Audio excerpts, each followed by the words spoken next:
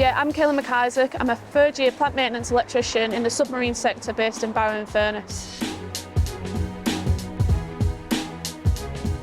So moved into Barrow-in-Furness when I was 6. I went to Furness College after school and studied a level 2 and a level 3 NVQ diploma in engineering. And then applied for BAE after my third try and managed to get in. This has helped me grow as a person and helped me be successful in my career as they offer so many opportunities. I do have a few career highlights. In 2021 I won the Make UK Endeavour Award for putting in hard work and determination while dealing with great difficulty.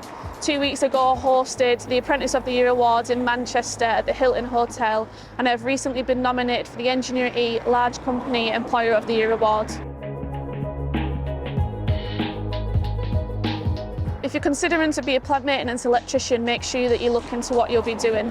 Not many people know what it's entailed in being a plant maintenance electrician, but once you've got your foot in the door, BAE Systems will continue to help you grow your career. They'll offer you amazing opportunities, and it is definitely something worthwhile.